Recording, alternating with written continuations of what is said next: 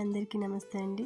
తెలుగు వంటల వినోదం ఛానల్లోని ఈరోజు మనం పందిరి చిక్కుళ్ళు అంటారు కదండి. ఏంటంటే సంక్రాంతికి వచ్చే చిక్కుళ్ళు, ఆ చిక్కుడు పిక్కలండి ఇక్కడ మాకు దొరుకుతాయి. అవి కూడా ఒక సీజన్లో మాత్రమే దొరుకుతాయండి, ఇప్పుడు దొరకవు. ఈ పిక్కలేమో వండుకుంటే చాలా బాగుంటుంది. అది ఎలా వండాలో కూడా చెప్తున్నానండి. దీనిలో చిన్న మసాలా, ఉల్లిపాయ, అల్లం వెల్లుల్లి, జీలకర్ర పేస్ట్ చేస్తానండి. ఇందులోని ఉల్లి, పచ్చిమిర్చి, కరివేపాకు కొంచెం వేయించేసి దానిలో ఈ మసాలా పేస్ట్ ఉంది కదా, ఉల్లి పేస్ట్ వేసేసి వేయించేసానండి. ఇది ఏంటంటే ఈ పందిరి చిక్కుళ్ళు మనము ఎప్పుడు కూడా టమాటా చిక్కుళ్ళు వేసుకొని వండుకుంటాం, అందరికీ తెలిసిందే. కానీ ఈ పిక్కలు ఏమొచ్చి చాలా రేర్గా దొరుకుతాయండి. నేను డ్యూటీకి వెళ్ళే దాంట్లోనే మా కూరగాయలు ఆవిడ తీసుకొచ్చి నాకు ఇస్తుంటుంది ఇలాంటి అప్పుడప్పుడు. ఇందులో చూడండి, మసాలా పేస్ట్లో కొంచెం పసుపు, కొద్దిగా సాల్ట్ వేసుకొని కొంచెం వేయించుకున్నానండి.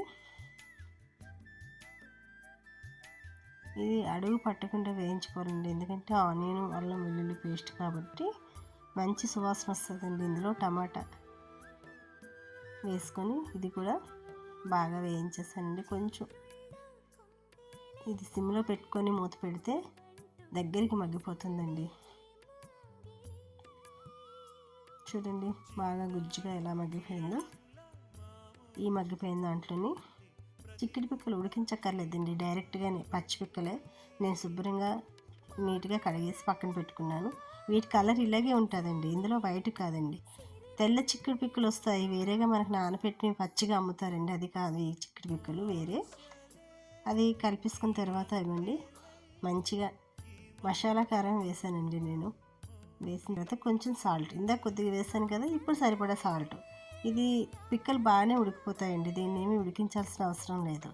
మనం చిక్కుడుకాయ ఎలా వండుకుంటే పిక్కలు ఉడికిపోతాయి, ఇవి కూడా అలాగే ఉడికిపోతాయి. కాకపోతే మనం వండే విధానం కొంచెం మీకు ఇలాంటి రెసిపీ ఏంటంటే, ఇది మనం మామూలుగానే కూరలతోటి మామూలు ఎప్పట్లాగే ఉల్లిపాయ పచ్చిమిరపకాయ వండేసుకుంటాం, కానీ చిన్న చేంజ్ వంటల్లో.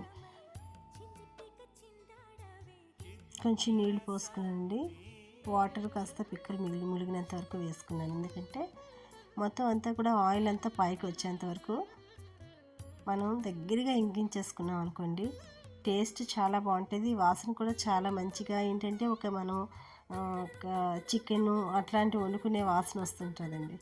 ఇది ఇవ్వండి ఫ్రై అయిపోయింది, చక్కగా దగ్గరికి అయిపోయింది. ఇది చపాతీల్లోకి కానీ అట్లలోకి కానీ చాలా బాగుంటుంది, రైస్లోకి కూడా చాలా బాగుంటుందండి. ఒకసారి పిక్కలు దొరికితే ట్రై చేసి చూడండి.